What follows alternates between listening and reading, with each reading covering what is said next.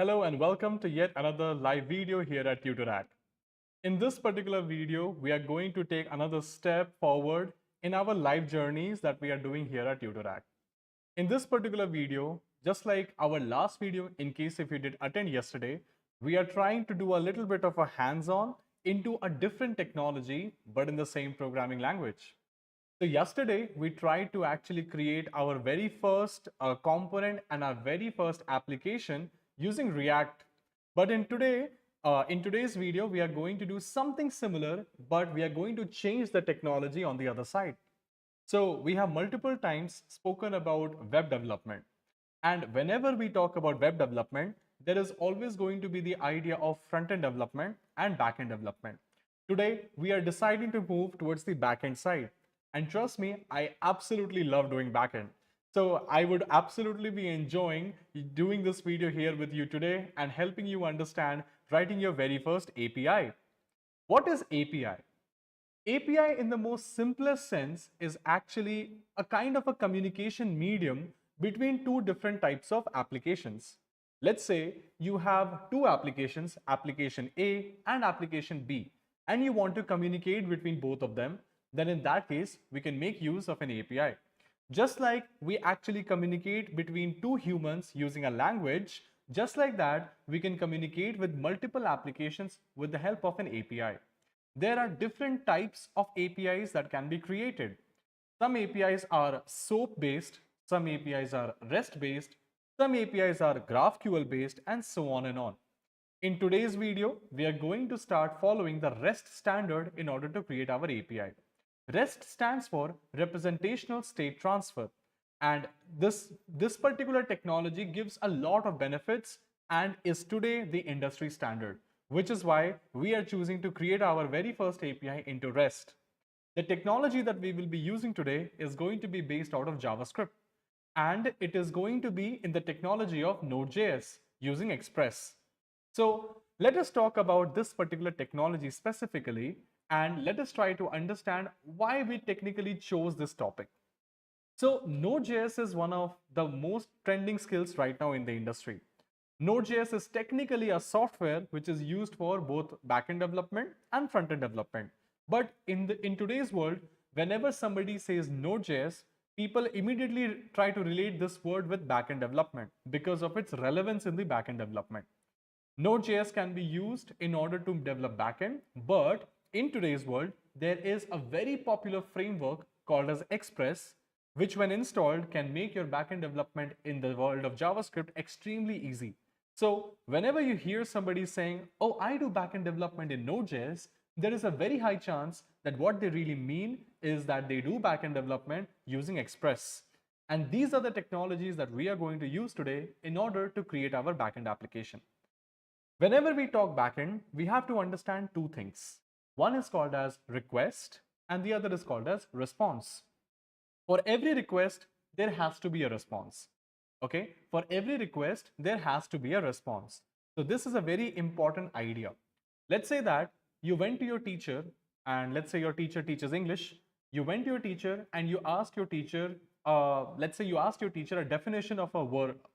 You asked your teacher a definition of a word, an English word. Okay, let's say it can be any complicated English word that you might have just encountered maybe while reading a novel or something like that. So in case if you go to your teacher and ask them that, hey, can you please tell me the meaning of this word? And your teacher can have only two options. First option is either your teacher would know what that word is, or your teacher would not know what that word is. There can be a third situation also, that your teacher might have heard of this word, but this word is incorrect in general. Okay, something like that. So there can be multiple situations that your teacher might fall into. And on the basis of these situations, the response of your teacher to you will actually be varying. For example, if you ask your teacher the meaning of a, let's say, one certain word, for example, what is the meaning of perplexion? Okay, perplexion is a very common English word, and I think we all do understand what it means. But let's say if you were curious and you went to your teacher to ask him or her, what is the meaning of perplexion? And your teacher responds, oh, perplexion means confused. But there can be another situation when your teacher might say, oh, I've never heard of this word, perplexion. Let me come back, let me try to find it and come back to you. Or your teacher might be like, oh, I have never heard of this word. and I will not answer it. Or there can be multiple situations on which your teacher might be responding. So the idea that I'm trying to bring into this room is, for every request there can be multiple types of responses on the basis of what the request is and on the basis of where the request is going. For example, if you ask your English teacher a word of let's say you ask your English teacher a meaning of a word which is not in English, let's say it's in an Indian language like Sanskrit, your English teacher might not actually know that word. But in case if you go and ask your Sanskrit teacher the same word, there is a very high chance that your Sanskrit teacher might know what it means.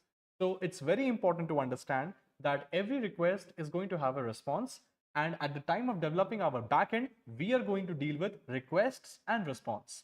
So when we develop our backend application welcomes the requests and sends a response in accordance to each of these requests. So when we create our backend applications, we have to tell the backend application that what are the requests we are going to accept. And there are some standard rules and definitions that we will create in order to allow people to make requests to us. In case if these requests are coming in the right way, only and only then we will give them a valid response. Otherwise, we will just give them a 404 error.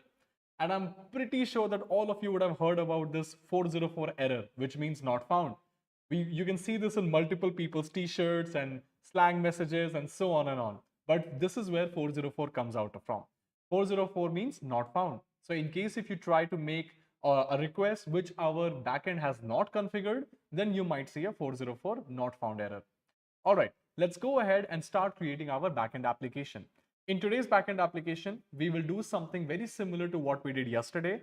That is to convert units.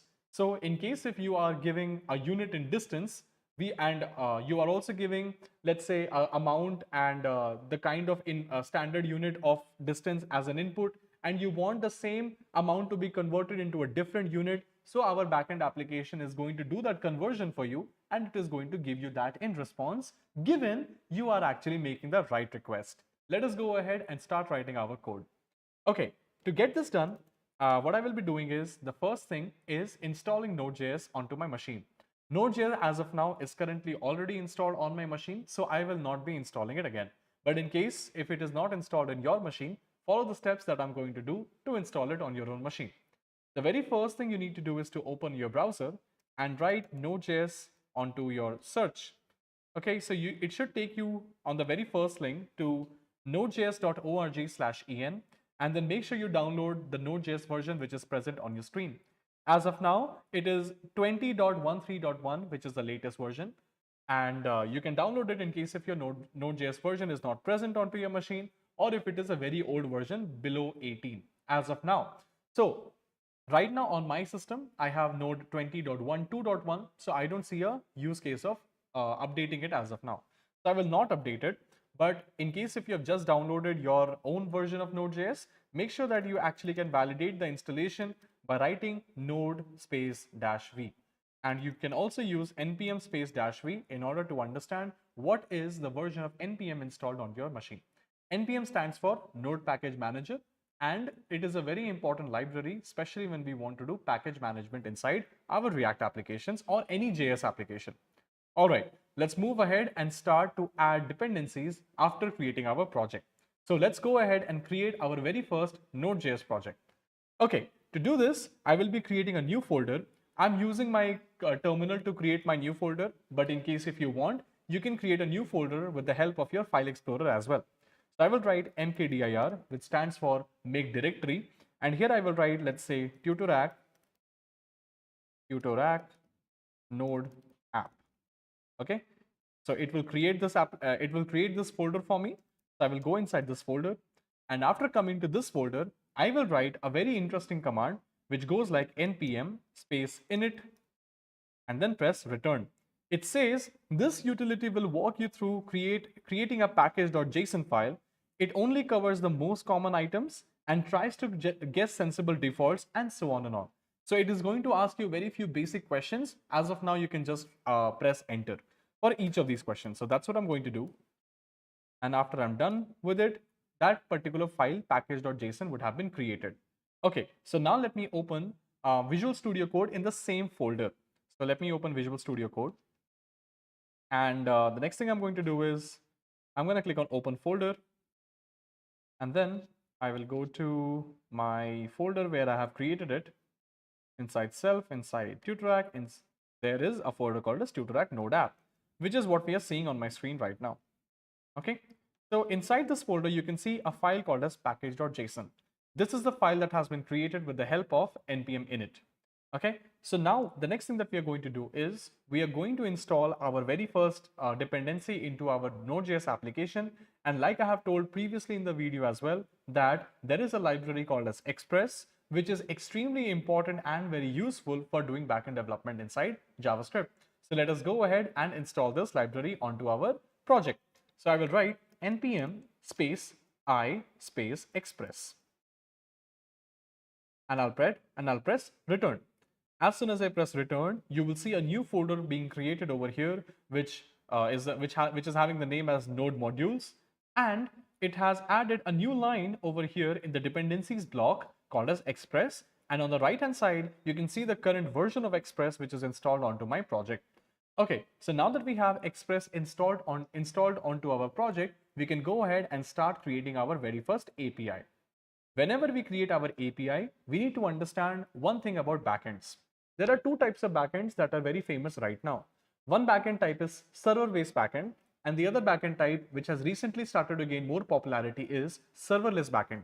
Today, we are completely talking about server-based backends.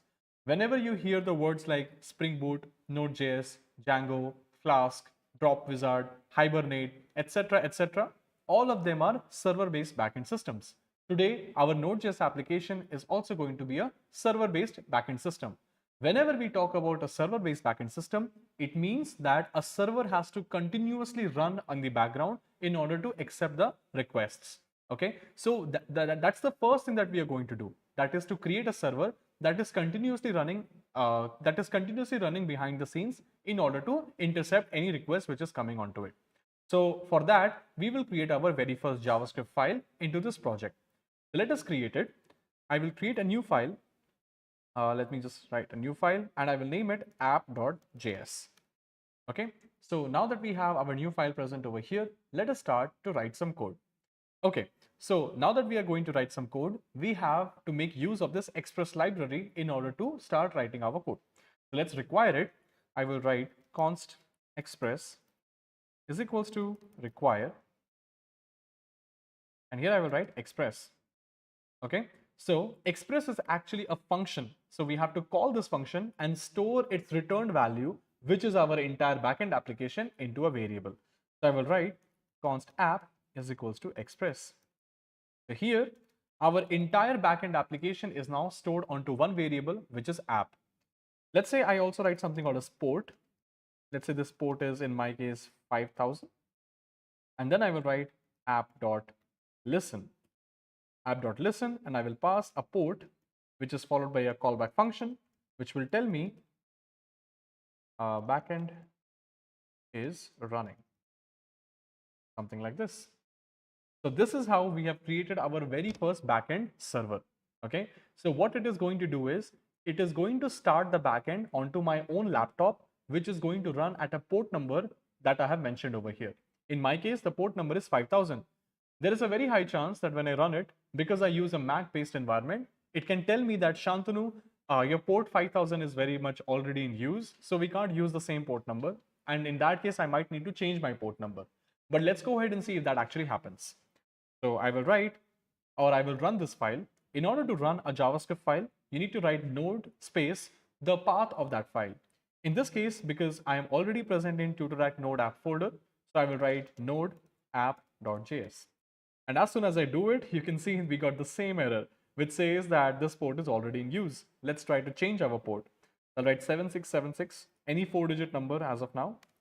And you can see it says now backend is running.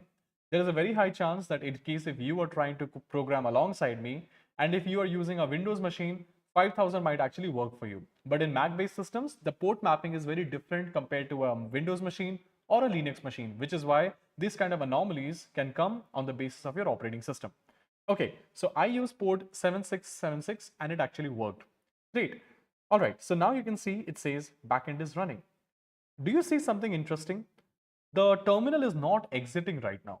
right? The terminal is continuously showing the process and the output we got from this process. It is not exiting right now, which is a very strong indication that this backend is running continuously into my computer. Okay, so backend systems, especially the server-based backend systems, they don't terminate. They keep on running into your machine, which is why virtual machines are used in order to deploy backend systems and then are scaled horizontally in order to sustain it. Okay, so now our backend is running. Let us go ahead and start to create our very first API. Okay, in order to create an API, we need to understand four things. Now, what are these four things? Well, these four things are actually a part of something called as HTTP verb, VERB. This is very true, especially for REST standard of backend, which is something that we discussed at the very start of this video. Okay, so what is HTTP verb? HTTP verb is a standard which is followed in the backend industry to make or to classify different types of requests. There are too many types of HTTP verbs, but I want you to understand only two right now. First is get request. The first HTTP verb that I want to talk about is get. So whenever you want to actually get some resource from your backend, or in the simplest words, in case if you want to get some information out of your backend, it is to be categorized in the get request category.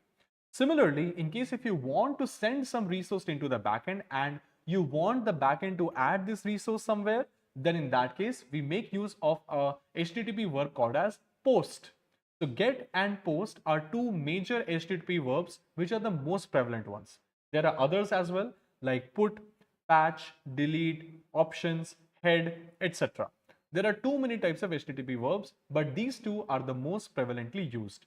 After these two, you will see put and delete being the most useful HTTP verbs. But from the context of this video, we will mostly be considering get and post only. Okay. So now we want to, let's say, create our very first API. Now, whenever we want to create an API, we have to understand what is the type of HTTP verb we want to attach to this API. And second thing that we want to know is every single API has to have a URL associated with it. I'll repeat it. Every single API has to have a URL associated with it. So every single API that is defined inside your backend, it is going to be uniquely identified with a combination of two things. One is the HTTP verb, and second, that is the URL that is associated with that certain backend API. So you have to make sure that inside your backend application, there are no two APIs that have the same HTTP verb and the same URL, because it can create a conflicting situation inside your backend and it can actually make your backend break down. So that is one thing that the developer has to follow. In many backend-like systems, especially in Spring Boot, this kind of situation is already identified and the backend won't even run in case if that happens. But in JavaScript-based environments like Node.js, this might actually go unseen. So it is very important for the developer to make sure that their requests or all the APIs that they have developed, they should never clash on the basis of the similarities of the type of HTTP verb and the URL. A combination of these two things are always going to be the unique identifying factor for each API inside your backend. Now, keeping all of this in our mind, let us go ahead and create our very first API. So, like I said, our entire backend application is present in the app variable. So I will write app.get, which is a signifying or which is going to signify that I am trying to create a get type API into my system. Let's say I want an API called as /sum, which means that I want to, let's say, add two numbers on the basis of the numbers that are given to me by the user. Okay. So anytime we create an API, we will write app, then dot, and then the type of the request we want, which in this case is going to be get, followed by inside the first argument, we will pass the URL of this certain API. After that, we pass a function. After that, we will pass a function. And the purpose of this function is to tell us what is going to happen in this API. This function, no matter what API you're developing, whenever you write app.get or app.post or app.put, app.delete or whatsoever, your second variable over here, which is a function, this function will always be the part of your business logic or the kind of execution you want to do whenever this API is hit. So this function is always going to take two parameters mandatorily, which is going to be a request and a response. So let's try to write that down. I will write req for request and res for response. And then we can take all the information from request and we can take all the information from response and we can send the response as and how we require it. So let us go ahead and take two numbers from the user and then we will actually be adding it up and sending the value to the end user. So let us go ahead and do that. So here I will write, let's say, let num1 is equals to, let's say, initially we'll take it hard coded. Let num2 is equals to 10 and then say let sum is equals to num1 plus num2. Okay, and now we have to send a response, right? So I will write res.send and I will pass sum over here. Okay, so this is what I have written. Let us try to see if this API is working. Now, because our server is already running, we need to terminate our server. And for doing that, I have pressed Ctrl plus C. And then I will restart my server by running node app.js again. Okay, so now in order to test this API, we need a client which is going to hit this API. There's a very popular tool called as Postman, which is extremely popular, and it's an Indian company that allows you to hit APIs without making use of any UI.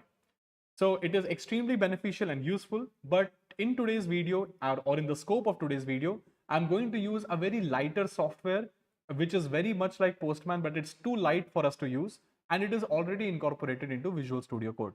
This extension is called as Thunder Client, but you are absolutely free to use any kind of API-based application that you want to use. So for doing this, I will make use of Thunder Client over here. Okay, so my Thunder Client is already in the picture. And over here, I will write the URL of this application or the URL of my API.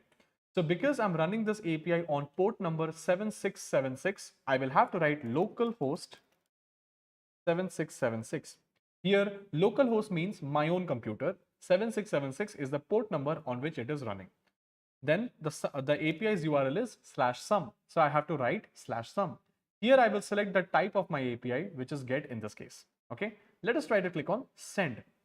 As soon as we click on send, we see some sort of error over here. Let's try to see what this error is. It says some error, range error is what we are getting. Okay, so we get this range error. Let us try to see in case if we are making a mistake. So over here, I can write something like, let's say res.status, let's say 200, and then if I write send, and over here if I write some like this, let's see what happens then. In case if it still throws an error, we can try to debug our application. So I write npm node app.js again, and here I will click on send again. This time we see something different. We see the sum coming up on the picture on the screen. Okay, so what have we done over here? We calculated the sum, and then at the time of sending our information back to the client, we are using res. Now what is res? Res is our response. Then we have status, right? So a status is always going to be an integer, which is going to vary from 200s to 500s. Okay, when I say 500, it means it can go more than 500 also.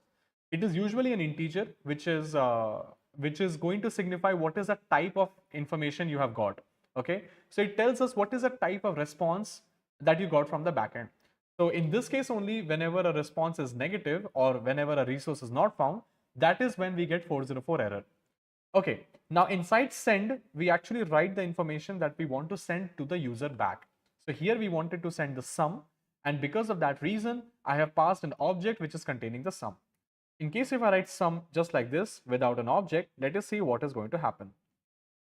So I've restarted my request, click on send, and this time we got the same error. It is primarily happening because we need to make sure that we don't send an integer value back to the response. So here we were actually sending an integer value, which is why this error is coming.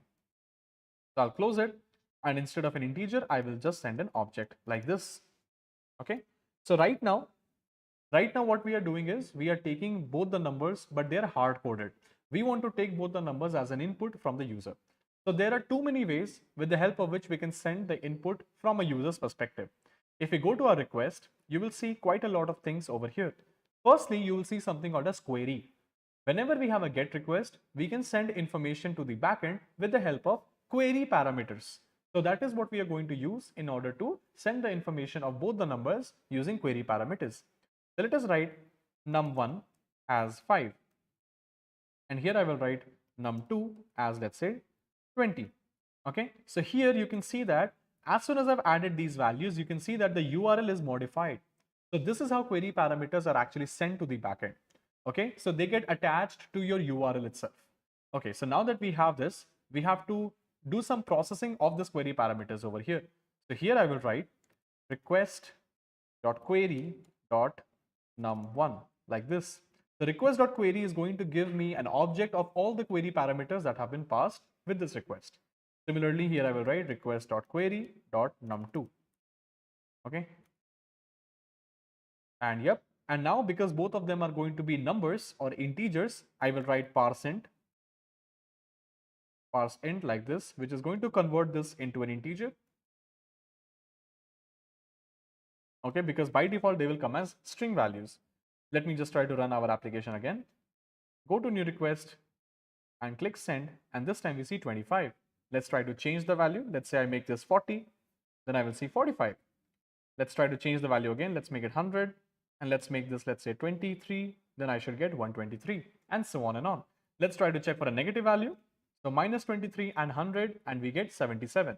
So this is how we have created our very first API. Now we will try to make or try to add a little bit of complication into this, and we will try to convert two units. So the idea of this application is going to be, you will give me, or we will take from the user, an input unit, an output unit, and the amount of the input unit. For example, let's say you want to convert kilometers into miles. So you will select, or you will tell me that I want the input unit to be kilometers. And let's say I want to convert 2 kilometers into miles. So our API will respond by saying how many number of miles are present in those 2 kilometers. So that is what we are going to do. For this, we are going to use the internet a little bit to find some calculations. Okay, so right now inside my app.js, I will create a function, let's say const convert. Okay, so this function is going to take three things: input type, output type, and value. Okay, and again, next thing that I'm going to do is I'm going to write let's say a map or an object in which I'm going to make sure that I have every single unit's value in meters. So what I will do is units, or I will write it like this: units in meter. Okay, so this is my object. Here I will write, let's say, a meter. So there's only 1 meter in a meter. Let's say kilometers. It has 1,000 meters. Let's say miles. I'm not sure how many meters are there in a mile, so I'll have to do a little bit of Google search. So let's write it. Meters in a mile. Let's see what we get.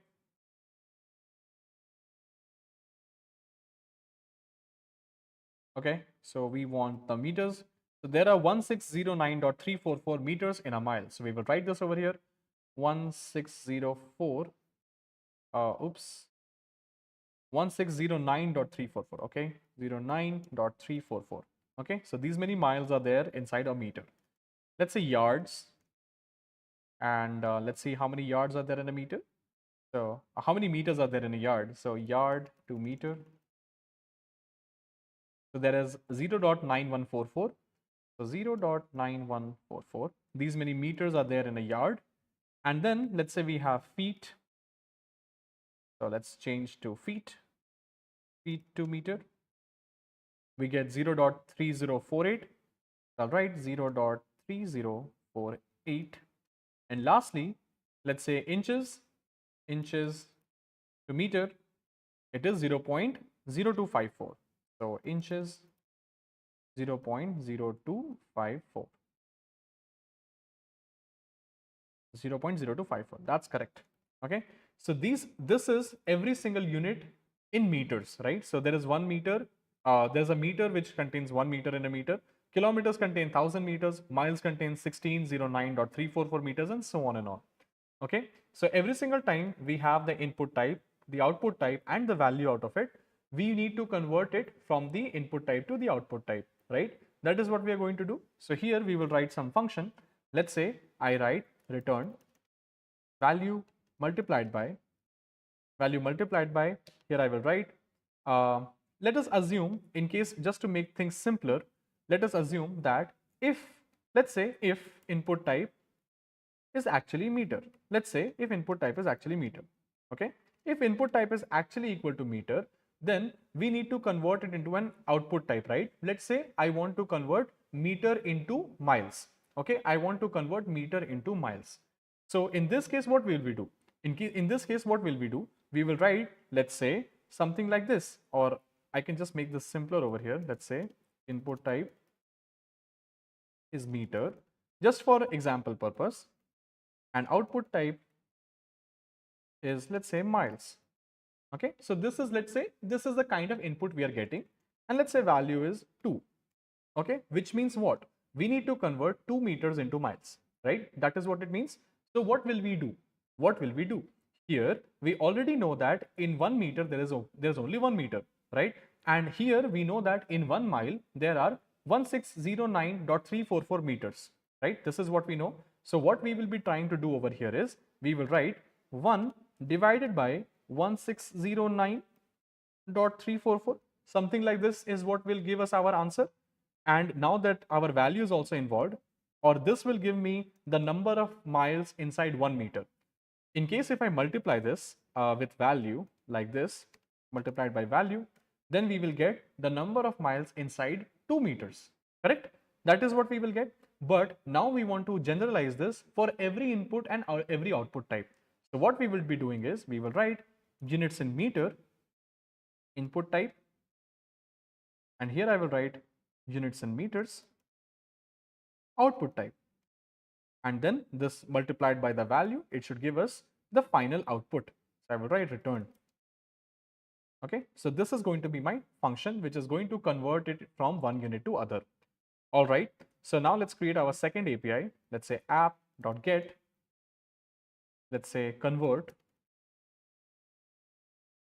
all right, request and response, and here I will write some basic programming. Let's say I want to take input type, output type, and the value from the query parameters only. So let us do that. I will write let input type is equals to request.query dot request.query dot input. Okay, and then let output type is equals to request.query dot output, and here I will write let value is equals to request.query.value. Okay, if any of these three information is not present, then we can't do the calculation.